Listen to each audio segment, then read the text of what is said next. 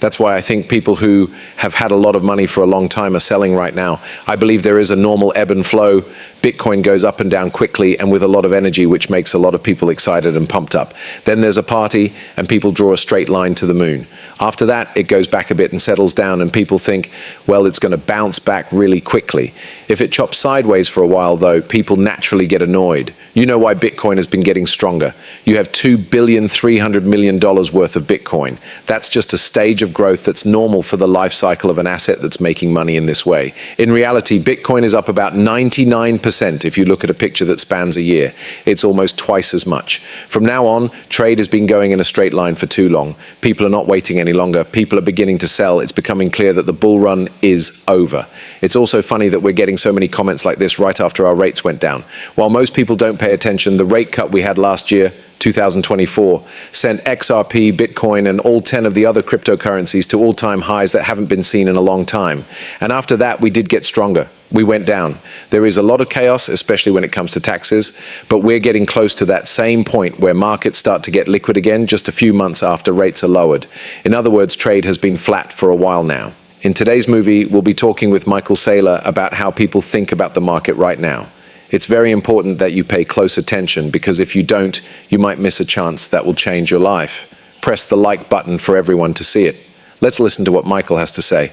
A lot of people have a lot of Bitcoin, but they can't use it to get a loan. And since they can't get a loan against it, the only thing they can do is sell it. And when they suddenly find themselves Bitcoin rich but currency poor, they don't have many dollars but a lot of Bitcoin, they think, I need to go sell it.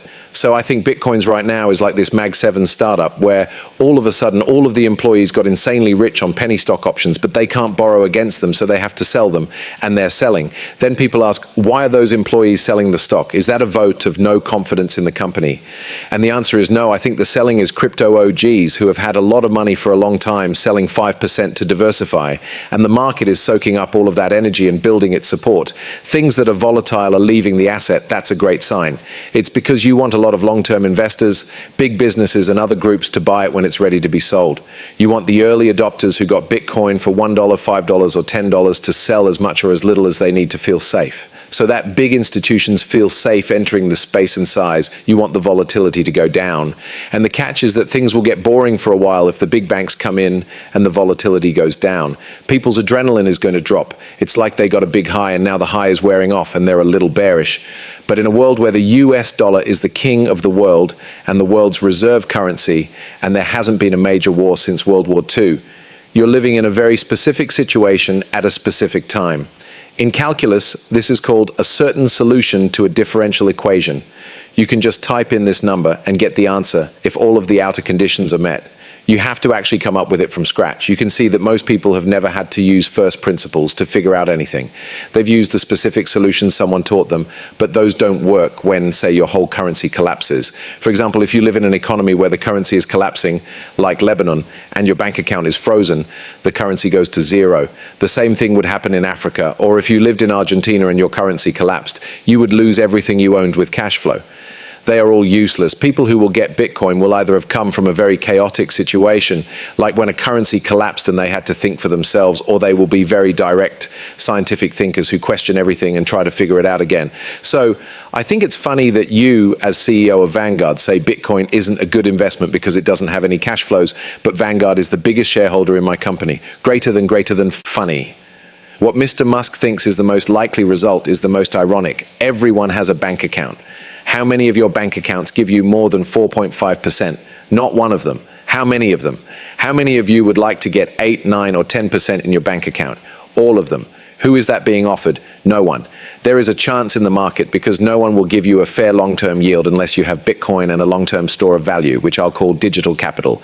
You're going to hold it for the next 30 or 40 years. Who is going to give you 10% interest for life? Yes, we are. The people who use Bitcoin are right. No, your bank won't, neither will a company or a government. The strong, stable countries that run the world don't want to. They want to pay you a lot less. And countries with weak governments have to pay more, but their economies and governments are falling apart. That means you won't be able to find a national borrower willing to pay that rate. You can't. And the main goal of most companies' financial planning is not to give out credit and make it good. Their plan is to avoid taking out loans to buy back their own stock. Some really good points were made there, but the one that really changed my mind was the fact that Vanguard and BlackRock, two companies that have have been very vocally against the crypto industry for a long time, are actually buying stocks like MicroStrategy in large numbers, even though they say they don't believe in it. Consider why they would do that. Why would BlackRock, Grayscale, or Vanguard say, hey, what do you think? Bitcoin is not a good thing to invest in. We're not interested in it. Then you should buy a Bitcoin trust. The answer is pretty easy. They think that cryptocurrency will grow. They may say outright that they don't think it will work or that it's good or whatever, but what they do says a lot more than what they say. What we should really pay attention to is what they're doing. One thing that BlackRock, Vanguard, and Grayscale all have in common is that they are all interested in XRP and the Ripple community. They are constantly putting money into Ripple behind closed doors.